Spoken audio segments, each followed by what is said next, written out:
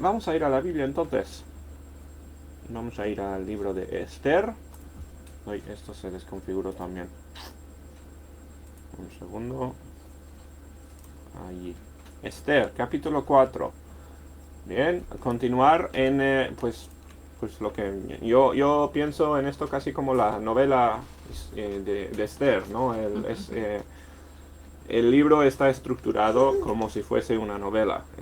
Son eventos reales, son eventos históricos, ¿no? Pero está dividido en capítulos, pues cada capítulo aumentando la tensión. Y estaba pensando antes, ¿no? Esta semana ya... sí, esta Biblia no. En esta semana hemos visto... otra vez sale Israel en las noticias. No importa. Otra vez Israel en las noticias. Ahora están lanzando cohetes, ¿no? Entre Israel y Palestina. Y... bueno, es fascinante ver cómo la nación de Israel sigue siendo a la vez céntrico en el mundo, todos viendo y siguiendo qué pasa con la nación de Israel, y sigue siendo una nación pues odiada. Muchísima gente que su meta, y esto no son mis palabras, no, meta declarada es destruir a todos los judíos. Muchísima gente todavía, pues como en los tiempos de Esther, ¿bien? Este libro realmente trata del antisemitismo en los tiempos de Esther. La nación de Israel se ha visto muchas veces enfrentado por enemigos que quieren no solamente pues capturar o hacer daño, ¿no? Sino destruir por completo al pueblo. Y yo creo que esto va un poco vinculado a lo que vimos esta mañana, ¿no? Donde las naciones son... las batallas entre naciones históricos, lo que vimos en Daniel, pues reflejan batallas espirituales también. No sabemos de qué forma exactamente, no sabemos cómo son esas batallas, qué es exactamente cómo el transcurso de la historia es dirigida por así eventos espirituales. Pero desde luego vemos vez tras vez pues la nación de Israel en el punto de mira de muchas personas. Y mucha gente hoy en día, bueno, mucha gente, los cristianos desde luego, a favor de Israel, a favor de la nación misma de Israel, no de todas las acciones de los judíos, que son un pueblo pues pecador, como todos los otros pecadores, ¿no? Apoyar a Israel no significa decir que los judíos siempre han hecho el bien, ni que son buenos moralmente, ni estar a favor moralmente de todo el pueblo. No, estar a favor de Israel es decir, Israel es el pueblo escogido por Dios. Dios tiene planes todavía por cumplirse en la nación de Israel, y es un pueblo que tiene el derecho de vivir, tiene el derecho de no ser destruido, como si eso fuese controversial. Pero mucha gente pro Israel, pro Palestina, con muchas opiniones fuertes en cuanto al tema. Bueno, no ha cambiado. Bien, vamos a ir a Esther, capítulo 4. Vamos a empezar orando y ver cómo continúa, cómo evoluciona la historia aquí en Esther. Bueno, nuestro Padre, te damos tantas gracias por tu amor. Gracias por el tiempo que podemos pasar ahora estudiando la palabra. Pido que bendigas el tiempo ahora leyendo de la historia de Esther. Pedimos que bendigas a Israel, que los protejas, y en estos eventos, en este momento de la historia, pues protege a la nación. Te pedimos que nos ayudes ahora, en el nombre del Señor Jesús. Amén. ¡Hey! ¿Qué pasa? ¿Qué pasa? A ver, Ley, ven aquí. Pero ya has sido suficiente protagonista hoy para el culto. Vamos a intentar no distraer demasiado. Mira, toma chupete. Muy bien, bueno, Esther, capítulo 4, versículo 1, dice así: Luego que supo Mardoqueo todo lo que se había hecho, recordatorio rapidísimo, en el capítulo 3, tenemos este conflicto entre Amán que la Biblia dice es agagita, o sea, viene del pueblo que Dios mandó a Saúl destruir. Mandó que fueran castigados por su, pues lo mismo, su deseo de matar a Israel. Amán, este personaje amonita, y Mardoqueo, pues se odian, ¿bien? Tienen un problema entre ellos dos. Y no es decir que Mardoqueo tenía toda la razón en sus acciones, seguramente no, seguramente Mardoqueo pues estaba operando en parte por pues, orgullo personal, ¿bien? Y cosas así. Pero eso no es, eso no es la cuestión. Nos dice la Biblia, ¿no?, que Amán dispuso en su corazón destruir no solamente a Mardoqueo, sino a todos los judíos. Eso fue la nueva meta de Amán. Echó los dados, lo que se llama Purim, echó dados para escoger una fecha. Se escogió una fecha 11 meses en el futuro, y en esa fecha declaró el rey que se podía matar sin consecuencias a los judíos. Ese día iba a ser el final oficial del pueblo judío. Obviamente, completamente injusto, ¿no? Completamente malo lo que quería hacer este hombre. Pero estos son, pues, eventos históricos. Bueno, dice, después de que supo Mardoqueo todo lo que se había hecho, rasgó sus vestidos y se vistió de cilicio y de ceniza y se fue por la ciudad clamando con grande y amargo clamor. Bueno, esto es reacción de suma tristeza. Imagínate hoy en día que ocurriese lo mismo, ¿no? Se declarase en tal fecha o en 11 meses se va a matar a todos los judíos. Como he dicho, hay gente que quiere eso y públicamente ha expresado su deseo de matar a todos los judíos. No está tan lejos esto de la realidad hoy en día. Pero aquí, bajo la autoridad del líder mundial, ¿bien?, que era pues el rey Asuero, se iba a matar a todos los judíos. Dice el 2. Y vino hasta delante de la puerta del rey, esto es Mardoqueo, pero no era lícito pasar adentro de la puerta del rey con vestido de cilicio. Esto es con las ropas rasgadas y demostrando dolor, demostrando tristeza. Esto es pues, cuestión diferente culturalmente. Hoy en día igual no nos rasgamos las ropas como hacían entonces, ¿no? Pero era señal de suma tristeza. Dice, llegó hasta el palacio y dice, y en cada provincia hay lugar donde el mandamiento del rey y su decreto llegaba. Acordaos, esto no es únicamente en la capital donde están, sino esto es de todo el imperio conocido, el mundo conocido. Bien, decía, tenían los judíos gran luto, ayuno, lloro y lamentación, cilicio y ceniza era la cama de muchos.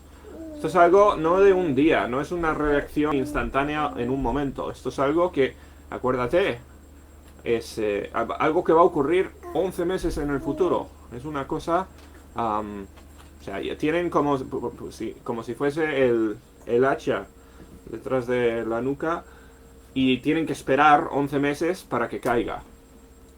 Dice, y vinieron las doncellas de Esther y sus eunucos y se lo dijeron. O sea, Esther, que vive en el palacio, acordaos, ¿no? Esther ha escondido el hecho de que es judía. ¿Por qué? Porque hay mucho odio hacia los judíos. Bien, ella, pues, como vemos, ¿no?, como vemos que está desarrollando en la historia, entendía que empeligraría su vida si se supiese que era judía ella. Se lo dijeron, dice, entonces la reina tuvo gran dolor, envió vestidos para hacer vestir a Mardoqueo. A ver. Envió vestidos para vestirle y hacer quitar el cilicio, mas él no las aceptó. Claro, Esther vio el problema, ¿no? Está llorando, está triste. Vamos a intentar quitarle la ropa rota, ¿no? Vamos a intentar calmarle.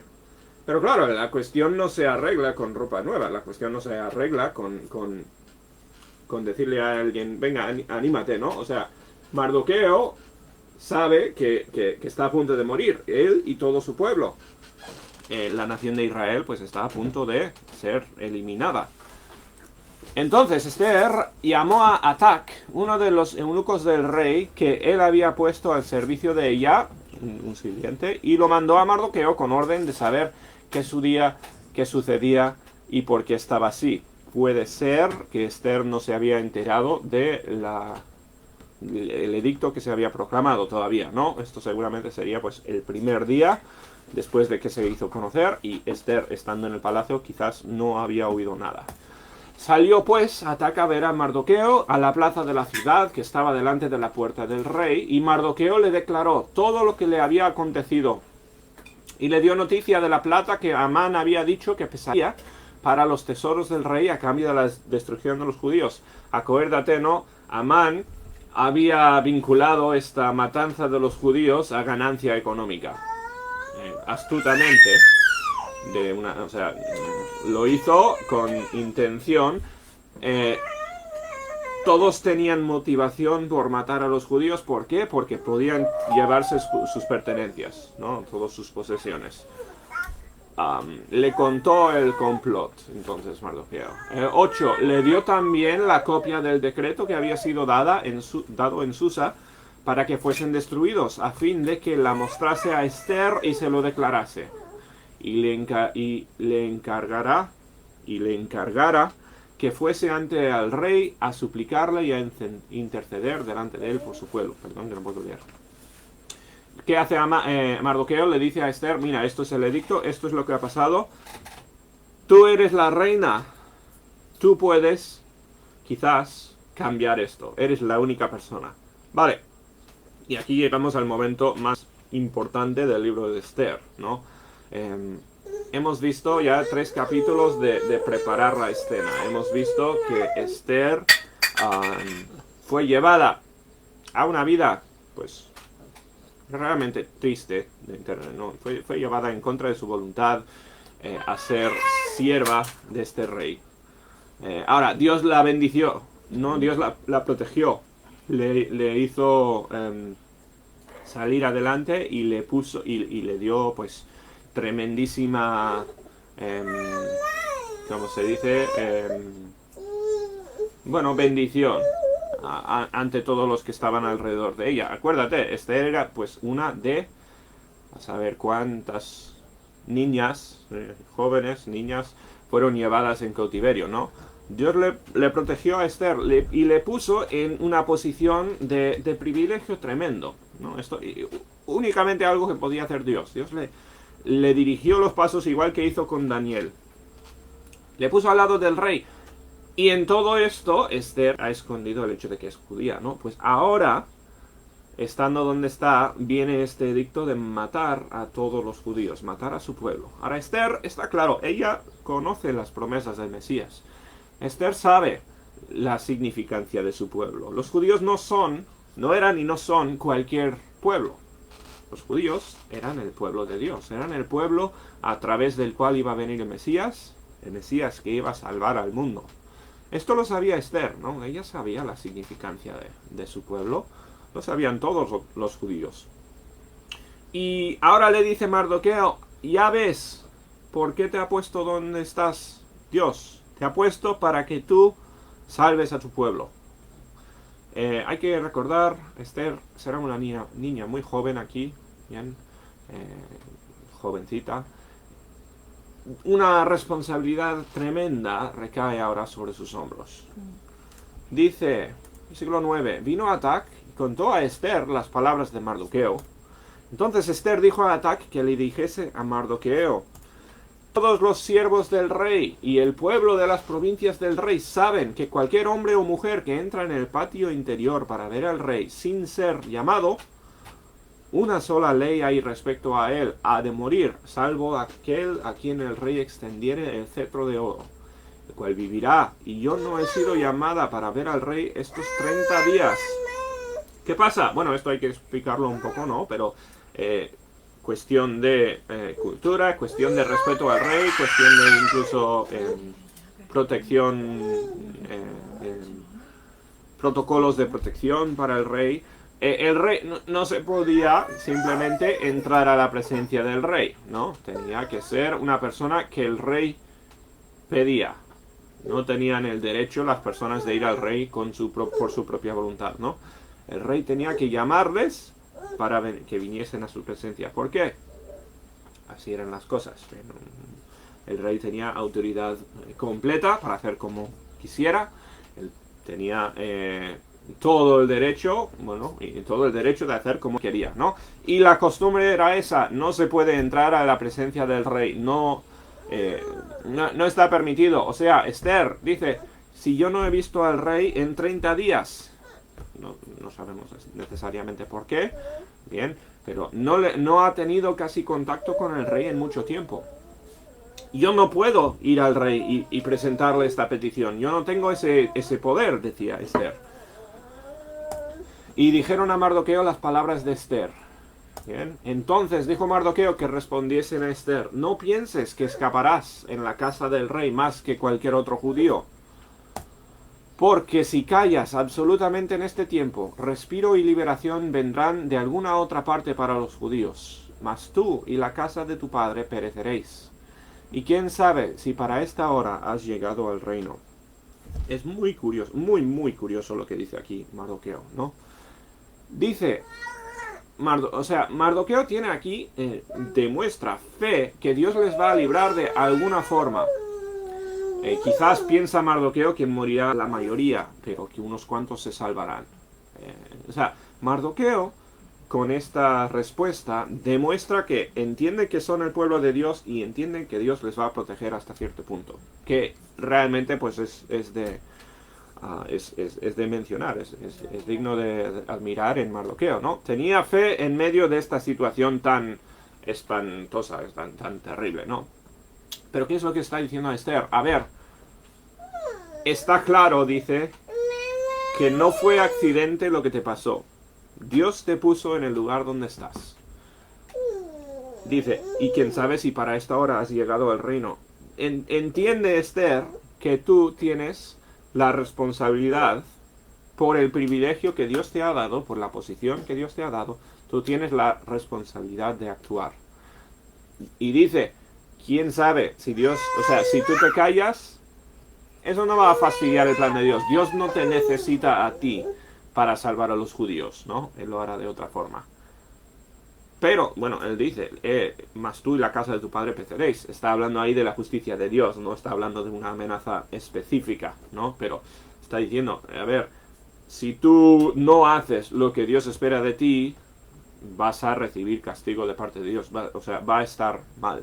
Yo creo que, lo leemos y tiene un tono como amenazador, pero no creo que fuese ese el tono de Mardoqueo. Yo creo que está hablando con una joven con miedo, bien, una joven que necesita, pues, ánimos, y le está animando a hacer lo correcto. Está diciendo, mira, esto es lo que es correcto, esto es lo que debes de hacer. Bien, Dios va a salvar a su pueblo de una forma u otra, pero queda bastante claro que Dios te ha puesto en este lugar, al lado del rey, con acceso a cambiar la voluntad del rey para este día, no para esta hora. Bueno, ya veis, ¿no? Como digo, todos los hilos de la historia pues empiezan se empieza a ver ahora lo que está pasando. Dios le puso a Esther porque Amán iba a intentar matar a los judíos, ¿no? Dios le puso en su posición a Esther. Dice, Esther dijo que respondiesen a Mardoqueo: ve, reúne todos los judíos que se hallan en Susa, y ayunad por mí, y no comáis ni bebáis en 3 días, noche y día. Yo también con mis doncellas ayunaré igualmente, y entonces entraré a ver al rey, aunque no sea conforme a la ley. Y si perezco, que perezca. Otra vez, si a Mardoqueo era impresionante la fe que tenía, la fe, pues, es decir, no, Dios nos va a salvar de una forma u otra, aunque no supieses por dónde, pues Esther realmente aquí está demostrando aún más fe, ¿no? Está demostrando que va a hacer lo que sea necesario. Va a obedecer a Dios, ¿no? Va a arriesgar absolutamente todo para hacer el bien. Dice, ponte a orar tú y todos los judíos, y yo me voy a poner a orar y a ayunar. O sea, hablamos del ayuno un poco esta mañana, ¿no? Vamos a esforzarnos, vamos a pedir que Dios dirija nuestros pasos y vamos a hacer lo que es correcto. Bien, y dice, y entraré a ver al rey, aunque no sea permitido, aunque sea algo ilegal, aunque no sea conforme a la ley. Si me quiere matar el rey, que me mate, pero voy a hacer lo que es correcto, ¿no? Voy a hacer lo que Dios quiere de mí. Eso es una actitud de admirar. Dice, entonces Mardoqueo fue e hizo conforme a todo lo que le mandó Esther. Ahí termina el capítulo, ¿no? Ahí nos quedamos una vez más en queriendo saber lo que va a ocurrir. Pero fíjate, al principio del libro vimos a Esther y nos preguntamos, ¿no? ¿Por qué es que Esther, pues, no quiso hablar de su fe? Era falta de su fe, de su nacionalidad. Era falta de fe. ¿Por qué no quiso mencionar quién era? Pues ahora vemos que realmente Esther, en el momento de crisis, va a hacer lo correcto. Va a ser valiente. Va a hacer lo que es peligroso para hacer el bien, ¿no? Para proteger a su pueblo, para servir a Dios. Y eso es de admirar. Vamos a ver cómo termina la historia, ¿no? Queda mucho todavía, y hay muchos altos y bajos todavía por venir. Pero Esther en este momento ha pues erguido la espalda, ha dicho, pues voy a hacer todo lo que pueda yo, aunque me maten por ello, aunque mi decisión termine en mi muerte, voy a intentar hacer todo lo que pueda por salvar a mi pueblo. Bien, acordaos, no estamos hablando de cualquier pueblo, estamos hablando del pueblo de Dios a través del cual va a venir el Mesías. Estos eventos, si Esther no hubiese actuado de esta forma, empeligraría, por decirlo de una forma, empeligraría todo el plan de Dios del Evangelio. Ahora, ¿qué decía Mardoqueo? Dios no dependía en sí de Esther, ¿no? O sea, Esther tenía libertad de escoger tomar sus acciones, y si hubiese ella acobardado, pues Dios habría salvado a su pueblo de otra forma. Pero Esther se encuentra como la persona más importante de la historia en este momento. Ella es la clave, por decirlo así, para el rescate de la nación de Israel y para la venida futura del Mesías, ¿no? Se encuentra esta joven, de repente, de sorpresa, de la nada, en una posición tremendamente, de tremenda responsabilidad.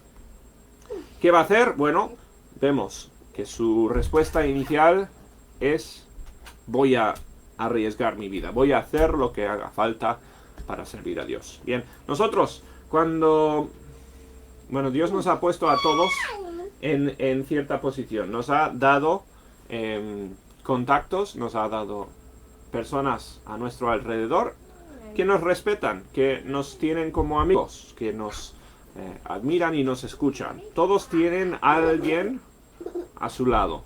Bien, Dios te ha puesto a ti, igual que le puso a Esther en su plan aquí. Dios te ha puesto a ti en este lugar para testificar. Te ha puesto para llevar adelante su plan para el Evangelio. Bien, tenemos dos respuestas, como Esther: callar la boca o hacer lo que Dios quiere de nosotros, ¿no? Hablar. Vamos a ver cómo termina la historia para Esther en una semana futura. Muy bien, bueno, ahí lo vamos a dejar.